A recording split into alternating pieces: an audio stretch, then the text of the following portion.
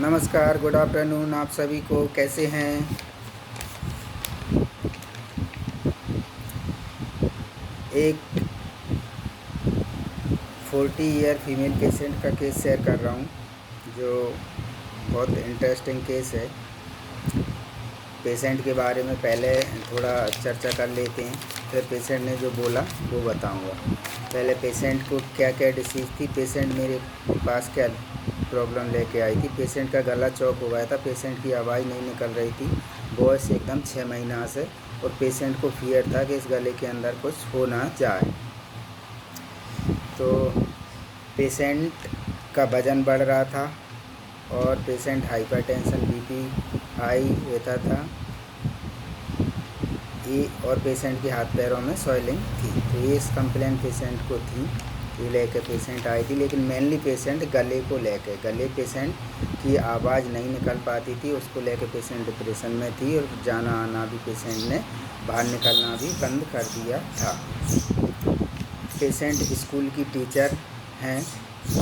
तो अब पेशेंट ने जो आके मुझे सुनाया वो बता रहा हूँ। पेशेंट आई, रिस्पेक्ट के साथ नमस्ते डॉक्टर सर, और एक रिस्पेक्ट की डॉक्टर की, और डॉक्टर ने नमस्ते करते हुए बैठी। इसके बाद पेशेंट ने अपनी प्रॉब्लम बताना चालू किया। पहले पूछा कहाँ से, क्या बताऊँ कहाँ से, मैंने बताइए आप कैसा क्या है। तो पेशेंट जे गले की प्रॉब्लम है, गला में बलगम बहुत ज़्यादा आता है, गला सर्दी ठंडी चीज़ें कुछ खा नहीं पाती, बाहर का कुछ खा नहीं पाती, और गले में ठंडी चीज़ों से भी प्रॉब्लम, ठंडी चीज़ों से खाने से प्रॉब्लम्स आती है। वज़न इंक्रीज हो रहा है, वज़न गेन हो रहा है, वज़न बढ़ रहा है, बहुत वज़न बढ़ रहा है, गैस बहुत बनती है, और इससे सिर दर्द भी होता है। छोटी छोटी बातों पर गुस्सा आता है, जबकि वो गुस्से वाली बातें नहीं हैं, ऐसी बातों पर मुझे गुस्सा आता है। थकान बहुत होती है, हाथ पैरों में झुनझुनी और स्वेलिंग रहती है, हाथ पैरों में स्वेलिंग रहती है। अच्छा, और बताइए। गर्मी से परेशानी होती है, गर्मी में निकलने में चिड़चिड़ापन आता है गर्मी से, और एक्सरसाइज करने से भी पसीना कम ही आता है, पसीना का कम बताए। अंडर आर्म्स में स्मेल आती है, ये वैक्सीन लगी है जब से। अच्छा,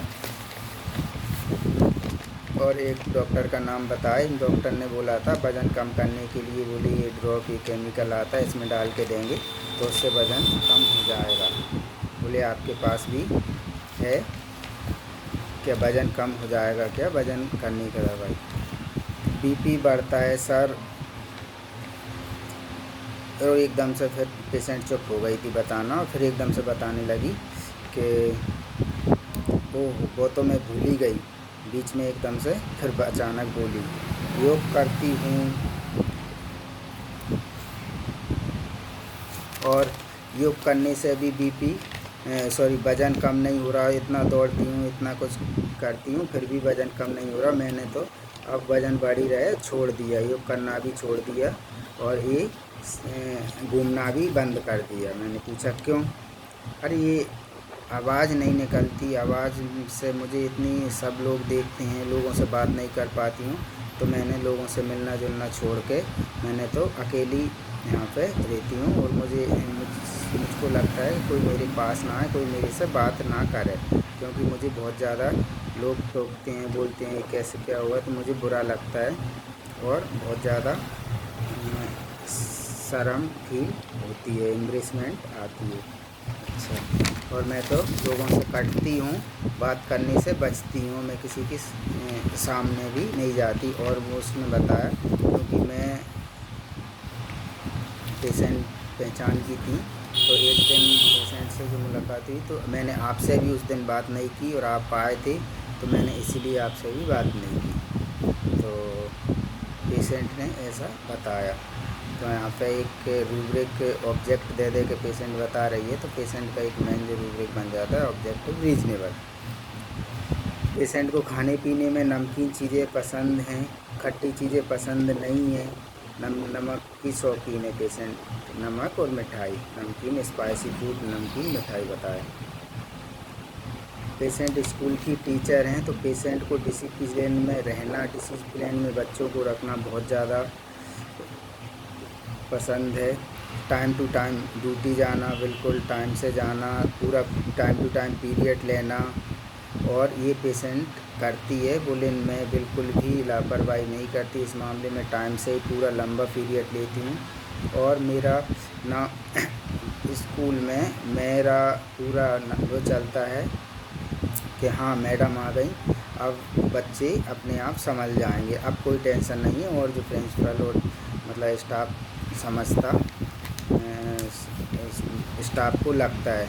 और मेरा पूरा अलग ही एक छवि है स्कूल में, क्योंकि मैं पूरे लेक्चर लेती हूँ, बहुत अच्छे से पढ़ाती हूँ। पूरे बच्चे एक लाइन में खड़े हो जाते हैं और बच्चे का शोरगुल सब बंद हो जाता है मुझे देख के ही, क्योंकि मेरा पढ़ाने का और सारी चीज़ें डिसिप्लिन में रखने का एक बहुत ज़्यादा मतलब मैं डिसिप्लिन में रखती हूँ, पढ़ाती हूँ। इस तरीक़ा से पेशेंट ने बताया। और मेरा पूरा एक अलग ही मेरी पूरी उसमें छवि है स्कूल में। और पेशेंट ने अपनी डिग्रियों के बारे में बताया, मैंने ये किया, मैंने ये किया। वो तो मैं इसमें हाँ इस स्कूल में कहीं दूसरी जगह पेशेंट का ट्रांसफ़र हो गया था, तो बताइए वो तो मैं इसमें इसलिए कर रही हूँ। नहीं, मेरा तो पेशेंट ने अपनी एक जो भी डिग्री कर रही थी उस मैंने इंग्लिश मीडियम से एमए किया है। वो तो मैंने ये वर्ग 2 की ज्वाइन कर ली, नहीं तो मैं तो वर्ग 1 की टीचर थी, ऐसा कुछ बताया था। मुझे एग्जैक्ट अभी याद नहीं आ रहा, जनरल ऐसी बात हुई थी।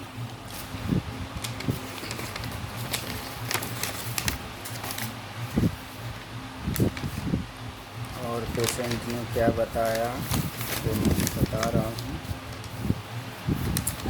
हाँ, एक्सरसाइज पेशेंट ने छोड़ दी थी क्योंकि वज़न कम नहीं हो रहा था इसलिए।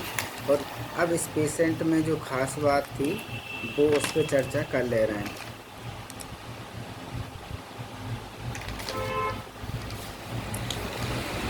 एक तो पेशेंट ने हर चीज़ में ऑब्जेक्ट दे रही थी, मैं आपसे इसलिए मैंने बात नहीं की। छोटी मोटी परेशानियों में भी, छोटी मोटी बातों पर भी मुझे गुस्सा आ जाती है, जबकि वो गुस्से की बात नहीं है। इस तरीक़ा से पेशेंट बात कर रही है, तो ऑब्जेक्ट तो पेशेंट हर बात में दे रही है। दूसरी पेशेंट अपनी स्कूल की डिसिप्लिन वाली छवि, पोजीशन वाली और अपनी डिग्री वाली बातें बता रही है पेशेंट कि मैं तो इसलिए मैंने ये ज्वाइन कर ली, नहीं मैं तो इससे ऊपरी लेवल की थी। तो इस पेशेंट की खासियत जो रहती है कि वो अपने को थोड़ा ऊपरी स्टैंडर्ड पर बताती हैं, इसमें एक खासियत रहती है। कुछ लंबी टॉपिक हो गया, पर पहले इस रूब्रिक को अपन समझ लेते हैं, फिर ये पिक्चर इस पेशेंट की आपको समझ में आएगी। इसके रूब्रिक जो बनाए मैंने लिए वो बता रहा हूँ। Reference those around him to abrupt रफली एक्स्ट्रा वैगेंस।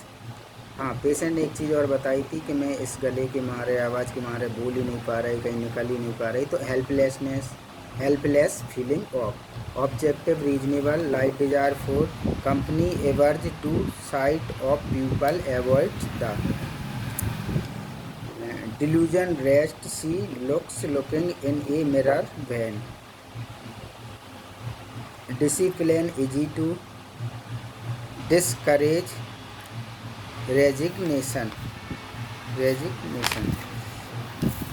ये पेशेंट के रूब्रिक लिए थे।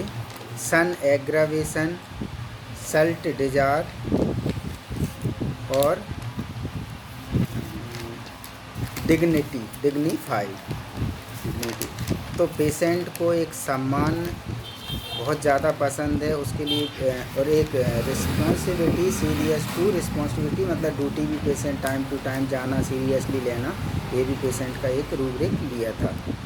तो इस रूब्रिक को अब एक एक करके समझ लेते हैं।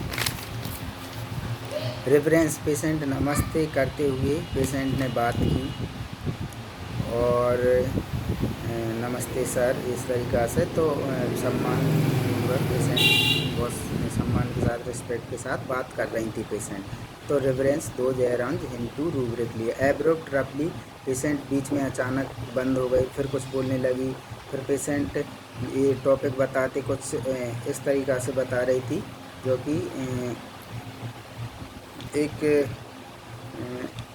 कह सकते हैं कि ये वज़न बहुत बढ़ गया।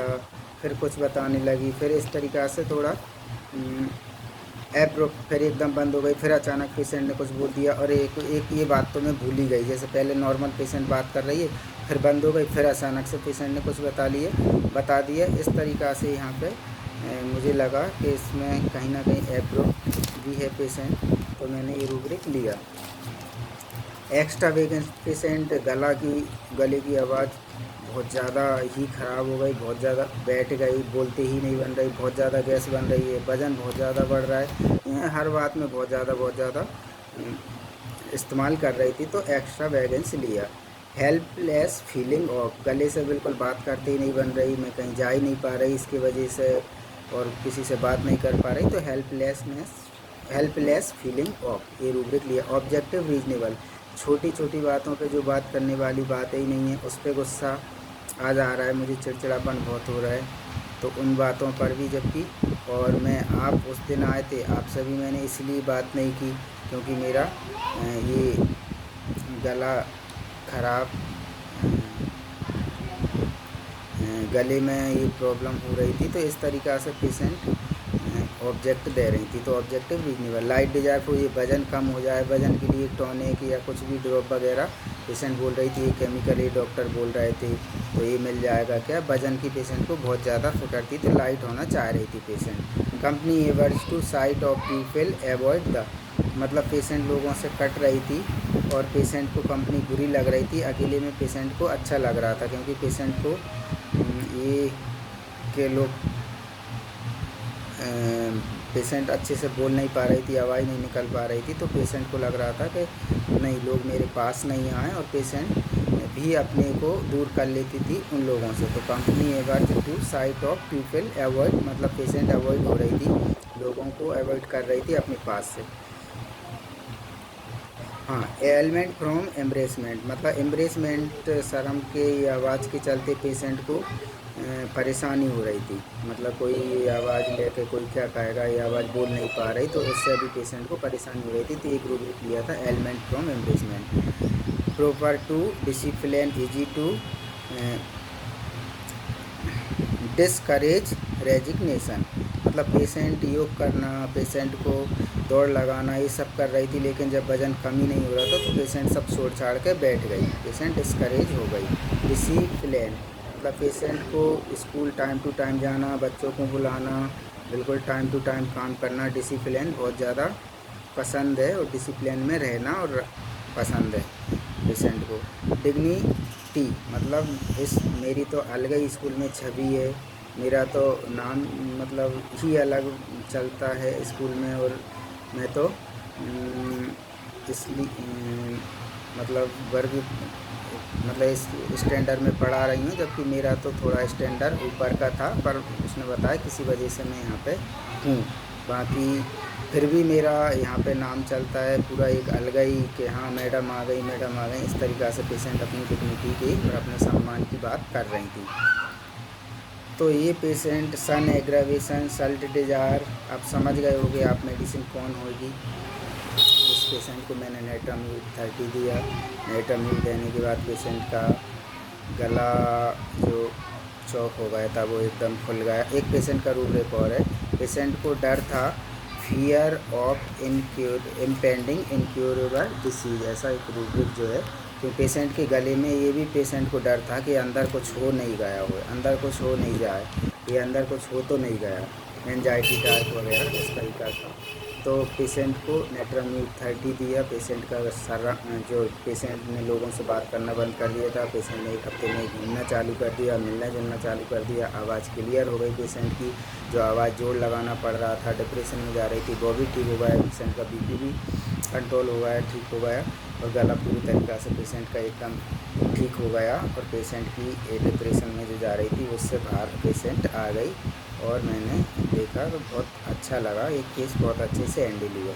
ये पेशेंट का केस आपको कैसा लगा। एनाटॉमी 30 से 2-3 रोज रिपीट किए होंगे 1-1.5 महीने के अंदर से, तो ये ठीक हुआ पेशेंट कंप्लीट।